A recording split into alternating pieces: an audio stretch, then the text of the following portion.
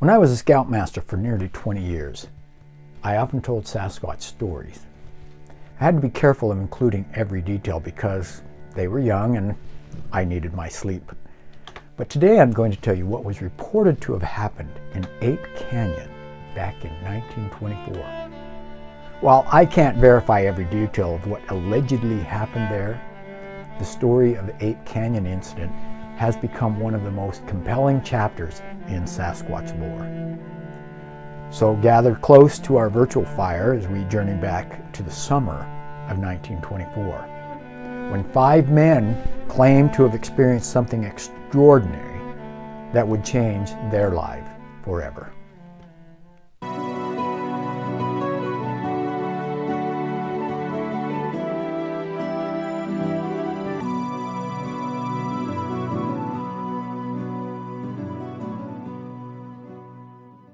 The year was 1924. While most Americans were enjoying prosperity of the roaring 20s, 5 hardy prospectors were searching for gold in the remote wilderness of Mount St. Helens in Washington state. Their leader was a man named Fred Beck, and with him were his partners Gabe Lefevre, John Peterson, Marion Smith, and Beck's son George. These were practical men of the mountains, not given to flights of fancy or tall tales. The group had built a sturdy log cabin near a narrow gorge that would later become known as Ape Canyon.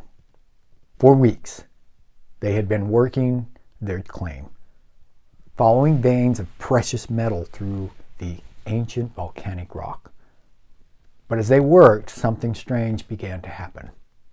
Several times, they found massive human-like footprints circling their cabin. Prints that were far too large to belong to any known animal in the region. At first, the men dismissed their unease. After all, the wilderness played tricks on the mind, especially when one was far from civilization. Perhaps it was just a large bear walking oddly, they reasoned. Or maybe someone was playing an elaborate prank. But on a warm afternoon in late July, Fred Beck was standing at the edge of a canyon when he spotted a large, dark figure watching him from across the ravine. The figure stood upright on 2 legs, but it certainly wasn't human. Its powerful shoulders and massive frame were covered in dark hair, and even from a distance, Beck could tell it stood at least 7 feet tall.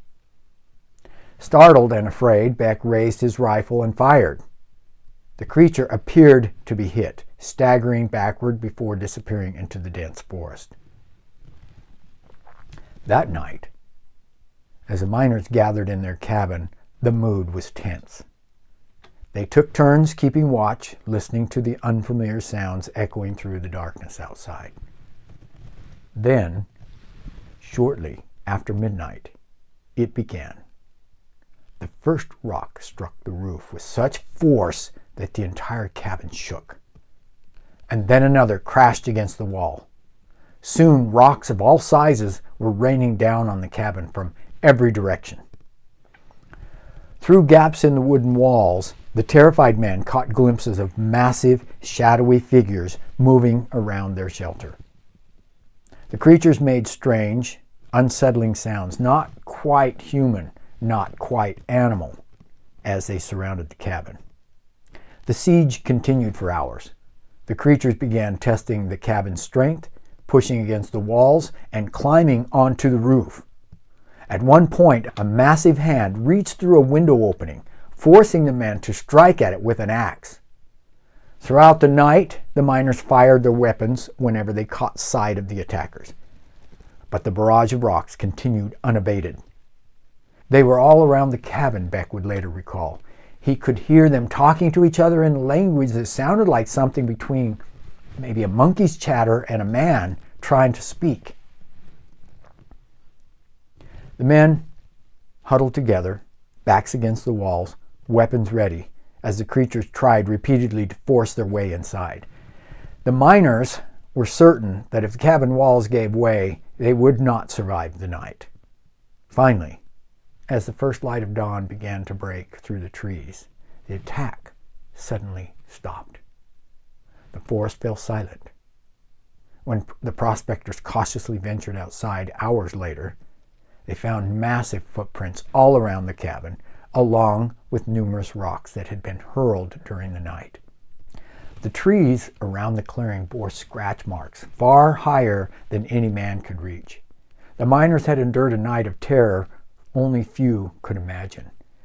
They gathered supplies that they could carry and abandoned their claim, making their way back to civilization as quickly as possible. They never returned again to that site. For nearly a century now, the Ape Canyon incident has remained one of the most dramatic encounters between humans and what many believe to be Sasquatch. Fred Beck maintained the truth of his story even until his passing, even publishing a small book about his experience in 1967. Geologists later confirmed that the area around the Ape Canyon is riddled with canyons and natural tunnels, perfect hiding places for creatures wishing to remain hidden from human eyes. Perhaps what makes this story so compelling is not just the dramatic siege of the remote cabin, but the question it forces us to consider. What happens when the boundary between legend and reality is blurred? In those moments when we stand at the edge of the known world and glimpse something beyond our understanding, do we retreat to the safety of conventional explanation? Or do we allow ourselves to wonder about what might exist in the wild spaces we have yet to fully explore? The wilderness reminds us that despite our technological advances in scientific knowledge, there are still mysteries awaiting in the shadows, and sometimes those mysteries have very large footprints. If you enjoyed this journey into the unknown, please take a moment to like this video and subscribe to our channel for more tales that explore the boundaries between myth and reality.